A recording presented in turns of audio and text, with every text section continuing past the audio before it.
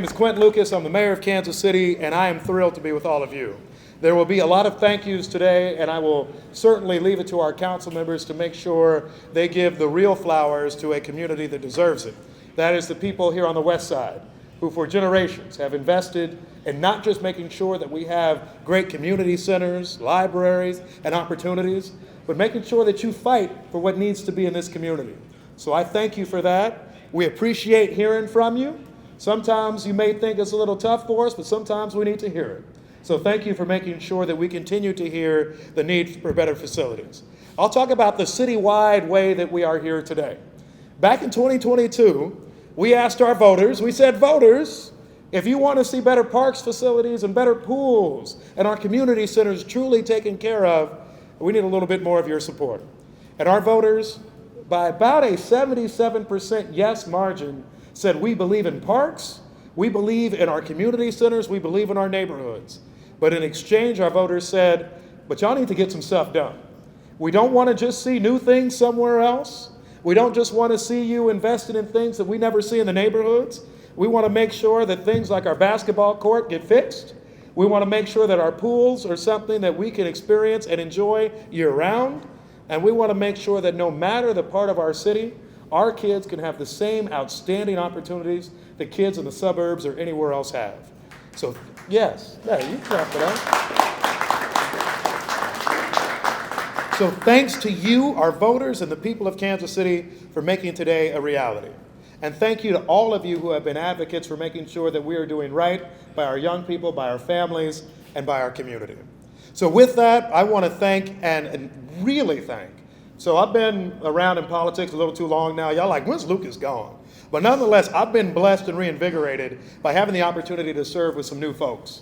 One of them is Councilman Crispin Ray, who when he was running for office was talking about how we would make sure that we have a good pool opportunity here on the west side. I'm making sure you're the next one, right? So Councilman Crispin Ray is somebody who, when he came to City Hall, he was saying, y'all gonna do a lot of stuff, we'll make sure we'll do a lot of things, but we will get this project done. He committed to that, and he's delivering it only about a year and a half into office. So I thank you and congratulate you and your colleague, Councilman Bunch. And ladies and gentlemen, let's make some noise for Councilman Crispin Ray.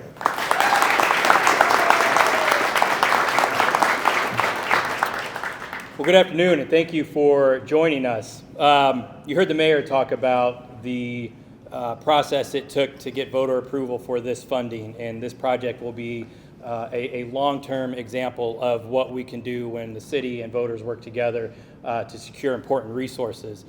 There's going to be a lot of credit given today, and that's because it took a lot of folks to get to this point. One of those folks I want to talk about is the late Charlie Lona. I could tell, yeah. For those of you who knew Charlie, you knew how bullish he was on this project. I certainly heard from him during the campaign, before the election, and of course after the election. Charlie was a Chicano leader. He was an activist. He was a fighter. He was someone who did not give up. He was someone who was incorruptible and had one of the strongest moral compasses I've ever seen. And I want to make sure he is recognized in all of this. We have members of his family here. You will hear from his brother, Memo Lona, later on today in this press conference. We submitted a letter to the Parks Board requesting that the pool be named in honor of Charlie Lona. There's a process we have to go through to do that, but that letter has been submitted in making that request. And we appreciate the hard work that he's done. My hope is that when we open this pool, we will have Charlie's grandkids, the first going down the slide to kick us off. And I'm going to keep saying that because I want that to happen.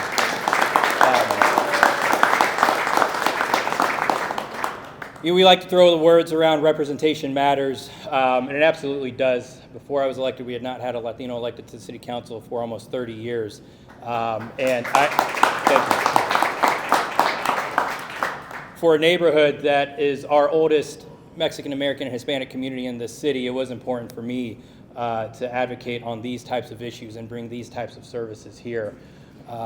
We can talk about the benefits that it's great to have recreational amenities and swimming for kids. We could talk about the drowning rates for black and brown kids in inner city neighborhoods that don't have access to pools and how we can correct some of that by providing swim lessons and programming.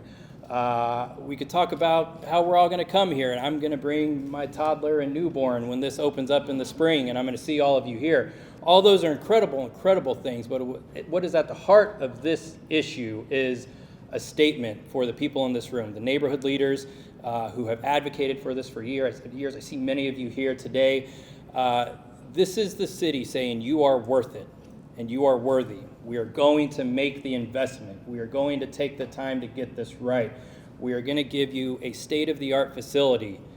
It's going to have a 40-foot, 30-foot slide that spirals down into a pool. It's going to have a 12-foot diving pool, a 0 to 3-foot pool for young ones. It's going to include a splash playground for toddlers to run around in.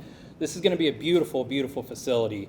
And that is what I want everyone to be clear about, is that this city, your city government, is saying you are worth the investment, and we're going to make that investment. We also would not be here today without my partner in crime, 4th District, in-district Councilmember Eric Bunch. I think it was the second week after the election that he put this ordinance on the docket.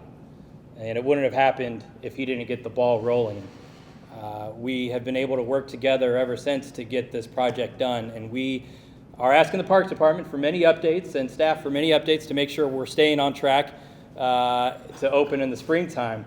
And we couldn't have done any of this without Councilman Bunch, and so if you see him today after the press conference, thank him, because it would not have happened.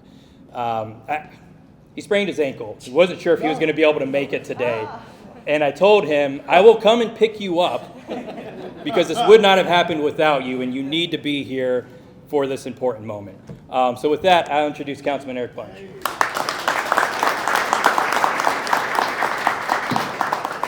Yeah, the issue is that, and as I've entered my 40s, I do things as if I'm still in my 20s or my teens, and so I've unfortunately sprained my ankle. But I think I have a hard time at events like this, and the reason why is because this isn't my pool. I helped usher in the ordinance, and we had amazing staff and Chris Cotton and the Parks Board as well. Great support from the City Council. But it was the community who came to us in meetings at coffee shops. I can distinctly remember meeting with Javier Lopez, Javier's here somewhere, Perez, sorry. Oh my goodness, Javier, my apologies. I know better than that. Javier Perez and Charlie Lona. And Charlie, as you all know, had an approach to advocacy that is can be aggressive, and the reason and I can distinctly remember this meeting in the coffee shop. Javier, perhaps you remember it, of Charlie banging the table, saying, "When are our kids going to get a chance to have a pool to swim in?" Because he knew the reality. He knew the reality that Councilman Ray had just mentioned, that our black and brown kids who live in the city have a much higher instance of drownings. He knew that they had worse access to things like aquatics facilities and high quality aquatics facilities like what we're going to get out here.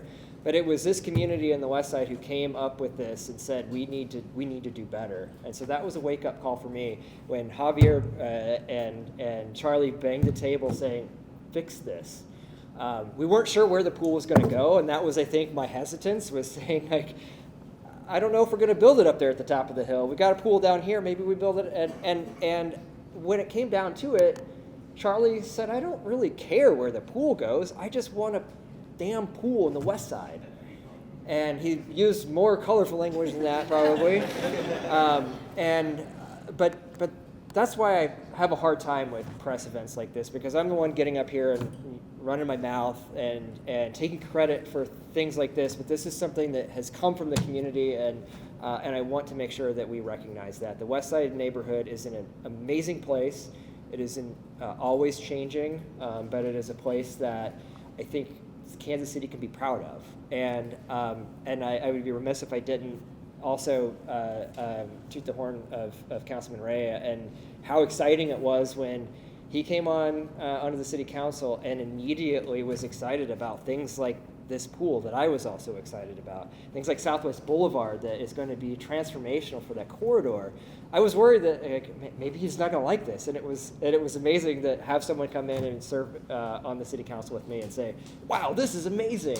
This is going to be something so great for the community," and so I'm very proud of that, and I'm proud of having that relationship with my 4th District Large colleague. Thank you all for being here, and give yourselves a pat on the back for making this happen. Give huge thanks to Chris Cotton, who is not only had put together the money to make this happen, but is an aquatics facilities expert himself. Thanks to the folks in the Parks Board. But again, give yourselves a huge round of applause. Give it up to the West Side. Thank you. And in addition to all of that, is we have an amazing city manager who thinks outside the box and is willing to stick his neck out for communities and to do big, bold ideas. And that's something that always has me excited about Kansas City. So without further ado, Mr. Brian Platt, would you come up here and say a few words? Thank you. Thank you, everyone. A lot of thanks on my end, of course, to Chris Cotton and the entire park staff and the Parks Board. Beth and Pat behind us here deserve another round of applause for all the work they do to make things like this happen. Things like this don't happen without advocacy, as both council members and the mayor said. We've got an amazingly passionate community over here that deserves everything like this and more. And I think we're all really happy and proud just to be a part of this moment. A point about Charlie, this was the first thing I talked to Charlie about, I think the last thing also, and I really wish he was here to see it. I know not without controversy himself. It reminds me a lot of New Jersey, so it felt like home. but you know, it's the way things get done. It really is. We had so many meetings in my office with so many members of the community here in this room and beyond to make sure that we don't forget the West Side, that we're investing in all of our communities, that the right amenities are coming to the right places. And it's really exciting for me. I'm going to be first in line with my daughter, I hope, when this thing opens. So really happy to be a part of it. Thank you, everybody. And I always mess up the transitions. Can I just say I'm done? I'm done? Beth? Okay, Beth, come on up.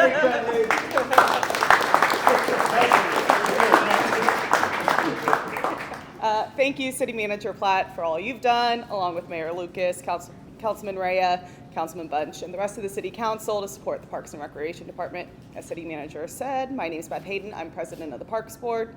I'd like to thank the park staff. They've already gotten their shout out, but led by Director Chris Cotton and Deputy Director Brad Clay for the department's continued commitment to this community, to all of our community, and especially for their dedication to getting this project to where we are now.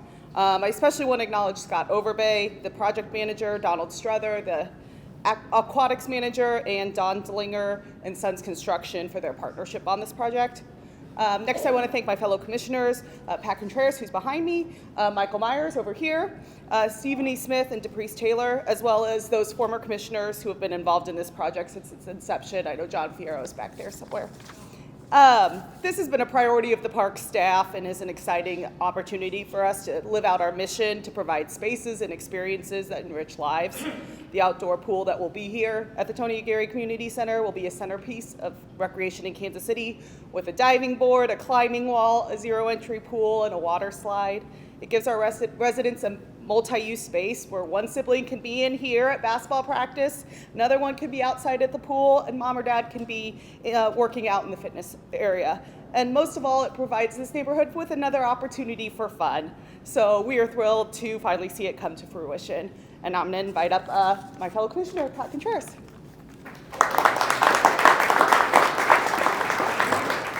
Good afternoon, everyone. My name is Pat Contreras. It's so good to be here, and a couple of things I wanted to mention. We all know that environments matter, and we think about the importance of what this means to this West Side community, and to see all the faces here that contributed to this impact is so profound and so important in this moment, because it also makes me think, what can we do next? It also makes me think of what we did to get here.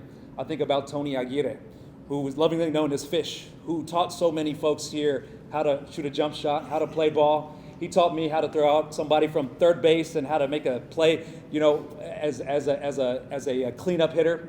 whether we're playing over here at Observation Park or at Moki or at Gage, when we think about that legacy and what this means to this community, it means so much. And we also know that transformational work cannot be done alone. It needs everybody here. It needs business community. It needs civic, political leadership, community leadership in order to get this done.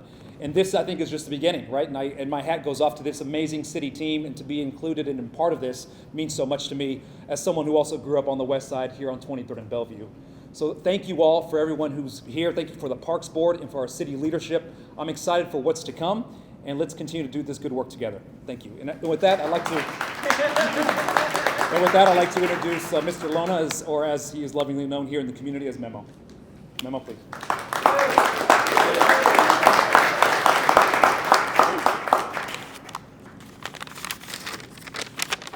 For those of you who don't know me, I've been guilty of talking, having a mic for an hour or so, but I'll cut it down a little bit for you guys. Good afternoon, buenas tardes, ladies and gentlemen, damas y caballeros. I thank you for being here with us today.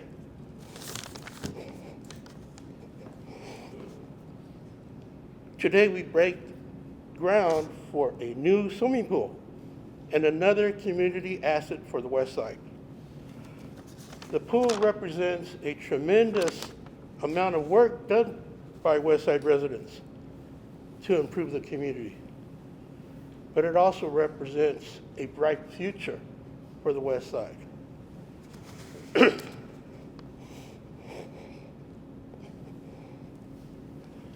The pool is a culmination and result of immeasurable effort and work done by my brother Charles, or as he was known, Charlie or Chuck Olvera Lona. He was a lifelong resident of the West Side, and he worked on many innumerable issues to benefit the West Side and its residents.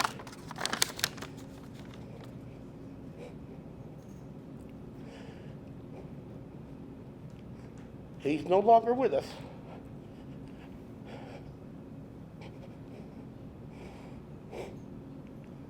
But he's looking down, smiling at us. Hello.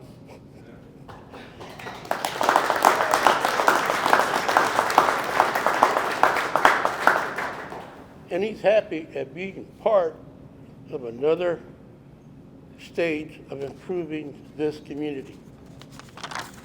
He worked on the building that you could see literally from here, West Side, the West High School. He helped turn West Junior into a West High School, important for the community. On 23rd Street, Cesar Chavez Avenue, he was instrumental in developing Guadalupe Center that you see today. Without him, it wouldn't be there. So there's a phrase that he used to use quite a bit, and I would like for you all to join me in it. And it's in Spanish, and when we say que viva something, then the audience replies que viva. So, que viva el West Side! Que viva! Que viva Charlie Lona! Que viva! Que viva la raza! Que viva! Thank you.